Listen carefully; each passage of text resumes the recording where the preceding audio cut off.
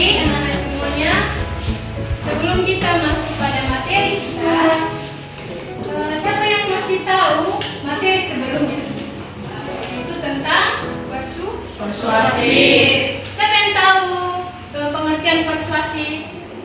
Ada yang tahu? Ketua? Tahu? Tidak? Siapa yang tahu? Ya, Bu. Ya, apa?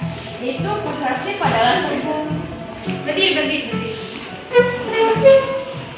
persuasif adalah sebuah paragraf atau sebuah kalimat yang memiliki arti untuk mengajak atau mendorong seseorang untuk melakukan sesuatu. Ya, betul sekali. Tepuk tangan buat. Jadi ingat ya, teks persuasif itu adalah teks yang berisikan rujukan, ajakan, himbauan untuk melakukan sesuatu. Nah, Ibu harap kalian sudah mengerti tentang pengertian teks persuasif. Nah, sekarang kita akan masuk pada materi baru, yaitu tentang menelaah struktur dan kaidah pembahasan teks persuasif. Nah, sekarang buka bukunya pada halaman 186. Sudah? Nah, situ ada struktur dan kaidahnya kan? Nah, yang pertama dulu, struktur. Siapa yang tahu struktur? Saya, Bu. Ya, diri. Yang pertama yaitu pengenalan isu, kedua rangkaian argumen, ketiga pernyataan ajakan, dan terakhir yang keempat itu penegasan kembali. Ya, betul sekali. Itu tangan buat kawan.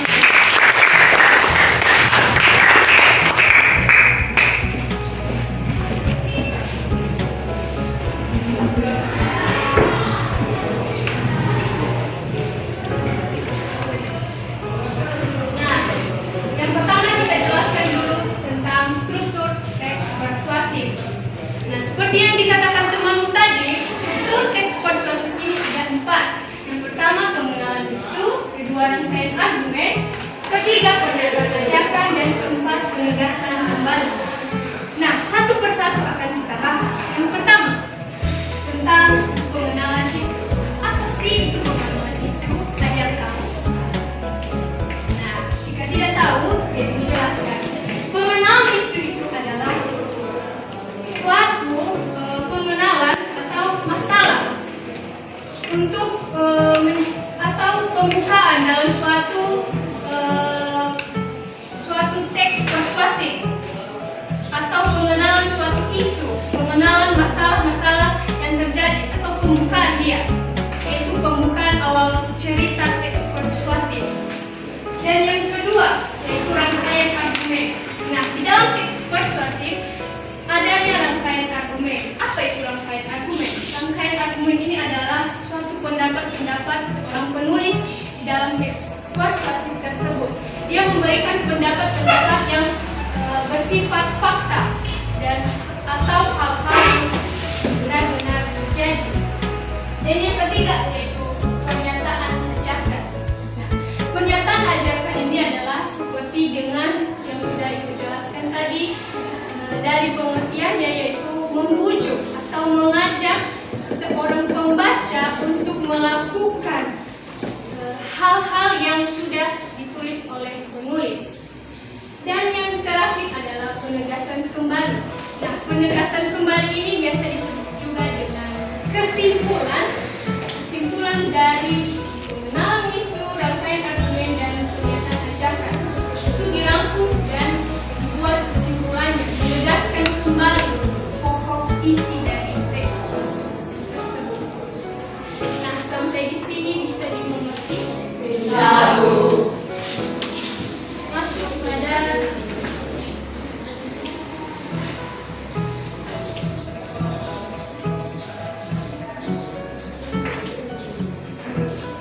nah, yang berikutnya yaitu tentang kaidah pembahasan teks persuasif. Nah, ada 2 kaidah pembahasan teks persuasif. Apa saja itu? Yang pertama ada yang tahu? Ya, berdiri. Itu di dalam kaidah untuk pembahasan teks persuasif ini memiliki 2 kaidah, yaitu menggunakan kata-kata teknis dan menggunakan kata-kata umum. Ya, betul sekali. Kita buat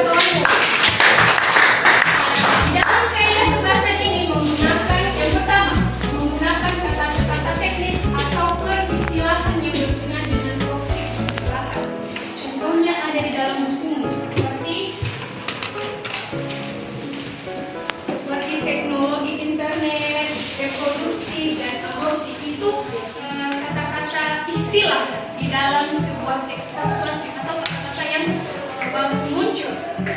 Nah, yang kedua yaitu menggunakan kata-kata penghubung yang argumentatif. Misalnya, jika, sebab, karena, demikian, akibat, oleh, karena. Itu adalah kaidah pembahasaan di dalam teks persuasif. Sampai di sini sudah dimengerti? Sudah, Bu. Jika sudah, untuk lebih memahami lagi tentang teks persuasif ini, ada mempersiapkan satu contoh teks persuasif.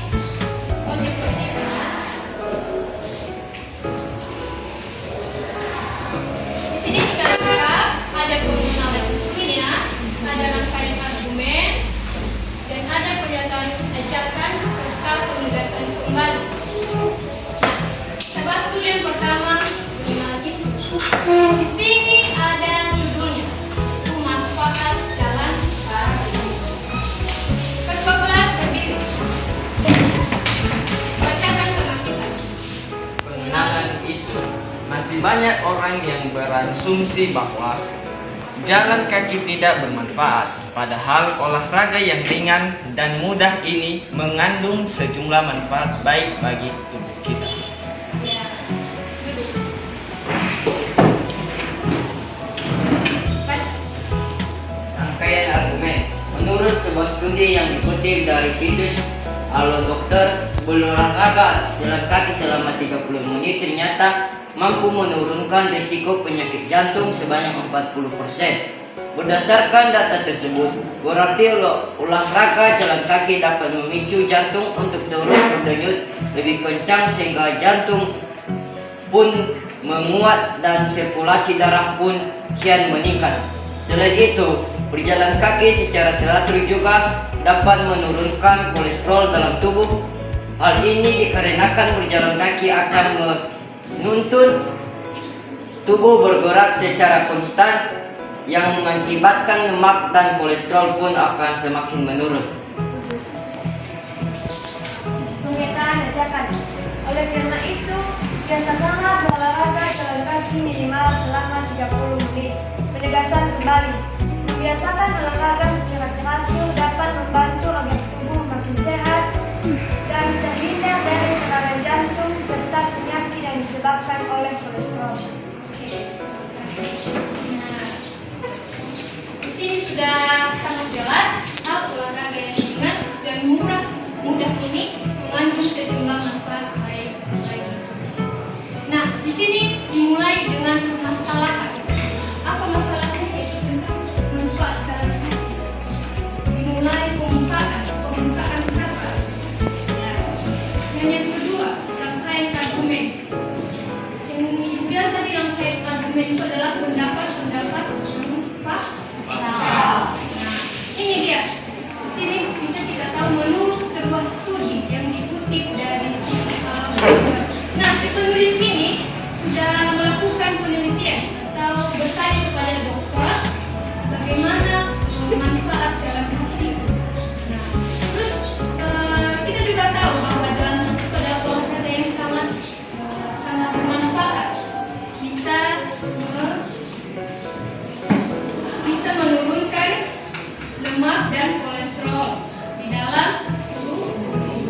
Itu adalah argumen atau pendapat sang penulis. Dia memberikan pendapat di dalam diskusi itu.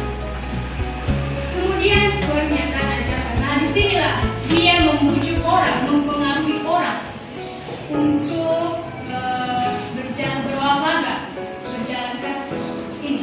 Oleh karena itu, biasakanlah berolahraga jalan kaki minimal selama 30 menit. Ini ajakan, dia mengajak kita. Biasakanlah berolahraga jalan kaki minimal 30 menit. Nah, yang terakhir adalah penegasan kembali. Nah, dia rangkum tadi dari pengenalan isunya, rangkaian argumen serta pernyataan ajakannya. Dia rangkum di sini. Dia tegaskan kembali kepada kita. Membiasakan olahraga secara teratur dapat membantu agar tubuh terhindar dari serangan jantung serta penyakit yang disebabkan oleh kolesterol. Nah, itu adalah contoh dari teks persuasif. Kepada anak-anak pun sampai di situ dulu. Ada yang tidak dimengerti atau yang masih bingung, boleh ditanyakan. Sudah mengerti semuanya? Oke, baik, kalian pintar. Sekarang karena kalian sudah tahu, maka ibu beri tugas. Boleh ya? Boleh, Bu. Tapi tugasnya ini per kelompok. Iya, Ibu.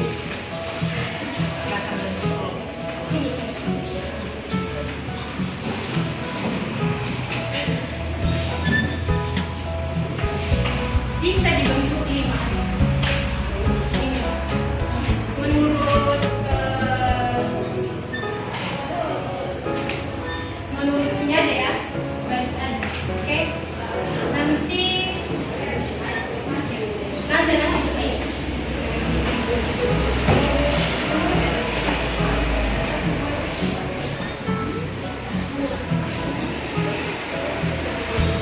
Bentuk dulu kelompoknya, bentuk. Kalian berapa kali? Iya, Bu.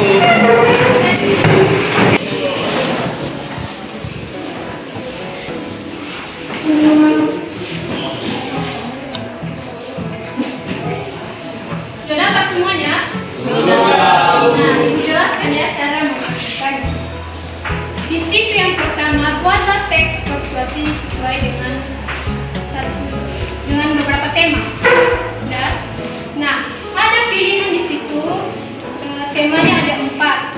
Tema seperti tadi, contoh judul yang ibu kasih, manfaat jalan kaki ya kan? Nah, di sini ada tema yang sudah dibuat, ada 4. Nah, kalian pilih satu tema yang menurut kalian bagus atau sukai, yang bisa kalian buat menjadi teks persuasi. Nah, kalian buat teks persuasi itu sesuai dengan strukturnya dan kaidahnya. Bisa? Bisa. Udah didengar kelompok ini? Saya anggap ini kelompok 1, kelompok 2, 3. Ya udah, gak apa-apa. 4 kelompok aja. Sekarang dikerjakan waktunya 15 menit atau 10 menit lah. Nanti setelah dikerjakan, 2 orang yang presentasikan di depan. Oke? Tulis nama-nama kelompoknya ya. Di belakangnya. Oke, surat.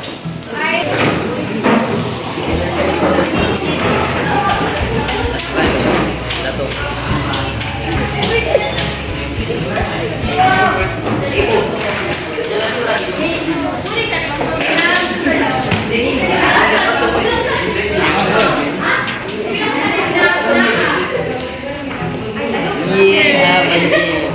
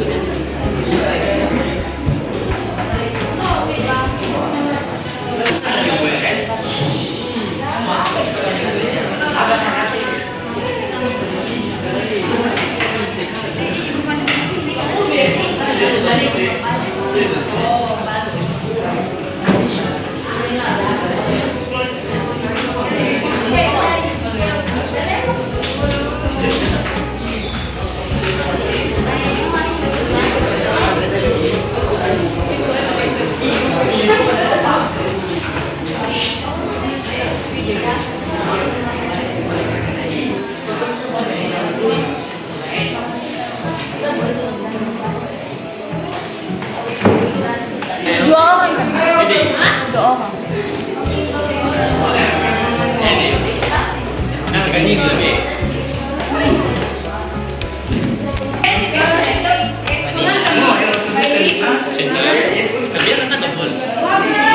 Baik teman-teman, saya perwakilan kelompok kami yang akan menjelaskan hasil diskusi dari kelompok kami. Baik, sebelum kami menjelaskan hasil diskusi dari kelompok kami akan memperkenalkan nama-nama kelompok kami, yaitu Evan Vladimir Mendreva, Jepel Daniel Mendreva, Jelvan Kurniawan Mendreva, Alberta Sansia Mendreva, Lesta Puspasari Mendreva, dan Nove Kristiani Labano Mendreva. Hasil diskusi dari kelompok kami yaitu di bagian B, buanglah sampah pada tempatnya agar lingkungan bersih. Saya akan menjelaskannya, yaitu pengenalan isu. Sampah merupakan isu yang cukup meresahkan di Indonesia. Masih terlalu banyak sampah kecil yang berserakan di sekitar kita. Terkadang banyak orang yang menyepelekan bahwa sampah kecil itu tanpa mengetahui dampak yang akan ditimbulkannya. Sekecil apapun sampah ya sampah. Rangkaian argumen.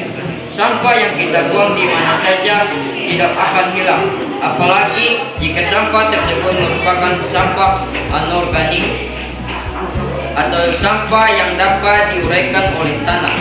Namun bukan berarti kita dapat membuang sampah kemana saja. Sampah terurai tetap tak akan menghilang secara instan.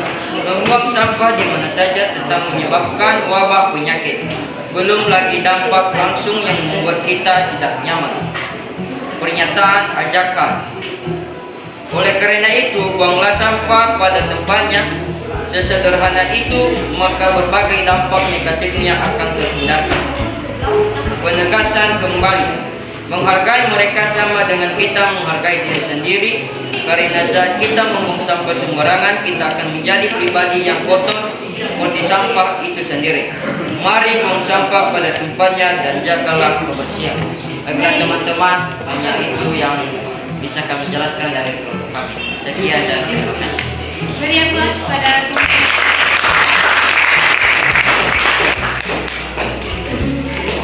selanjutnya kelompok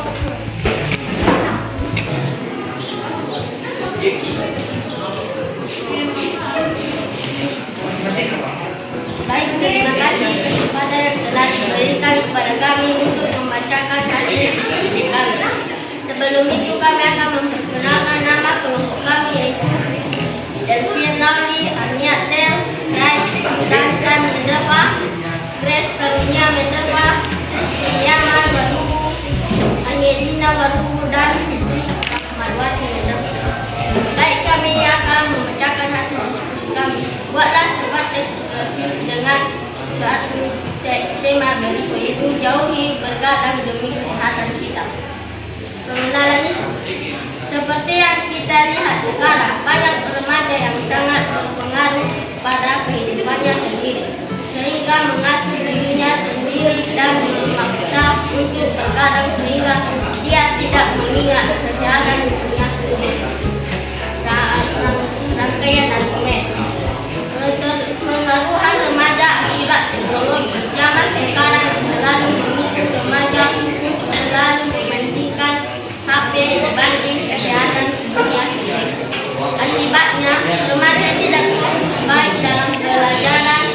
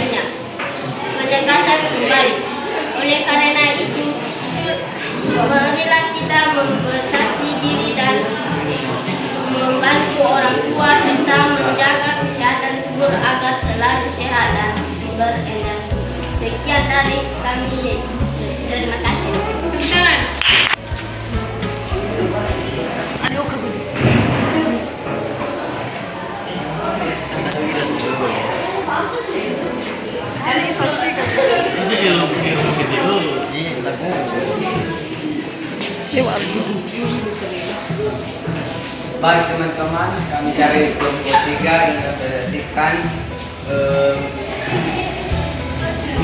hasil diskusi kami dari kelompok 3. Sebelum itu kami perkenalkan nama-nama kelompok kami. Agus Manase, Putri Elvina Putri Walu, Ciska dari Mendopa, Alfara Suko, Mendopa, Ananda Padang, Mendoa. Dulu kami itu buanglah sampah pada tempatnya agar lingkungan bersih. Pengenalan sampah merupakan isu yang cukup meresahkan Indonesia. Rasanya masih terlalu banyak sampah bersumber berserakan di sekitar kita.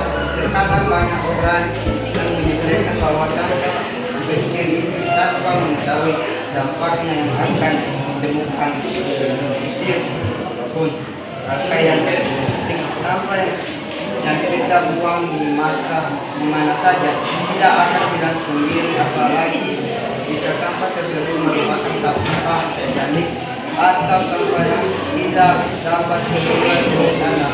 Namun bukan berarti kita dapat membuang sampah organik di mana saja. Sampah tersebut tetap tidak menghilang secara langsung. Belum lagi banyak dampak langsung yang membuat kita tidak nyaman. Uang akan sampai ke dalam hidup kita juga yang membuangnya tidak akan nyaman dengan lingkungan tersebut. Pernyataan ajakan.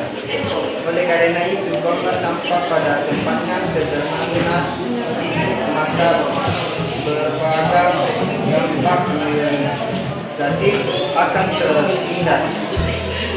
Hargailah orang-orang yang selama ini berjasa menjaga kebersihan mereka. Buanglah dan bekerja lebih awal dari kita. Penegasan kembali. Menghargai mereka sama dengan kita menghargai diri sendiri. Karena saat kita membuang sampah sembarangan, kita akan menjadi pribadi yang kotor seperti sampah itu sendiri. Marilah kita membuang sampah pada tempatnya dan menjaga kebersihan lingkungan. Sekian dari saya. Kelompok terakhir.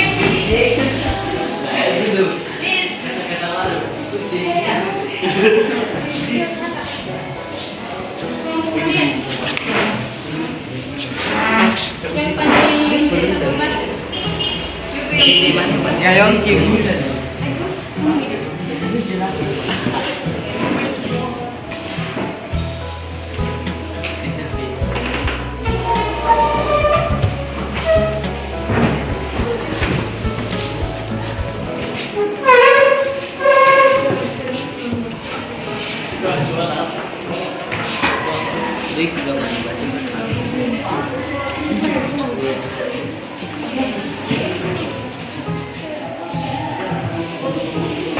Baik, teman-teman, kami akan menjelaskan sebuah sebelum itu kami akan memperkenalkan nama-nama keluarga kami, yaitu Ida Christine Mendoza, Isrianing Mendoza, Nagin Fatul Zedrata, Serti Lauri, Yoyaki Lauri, Nefendi Lauri, Daniel Lalu, dan Triwanji Elman Lalu.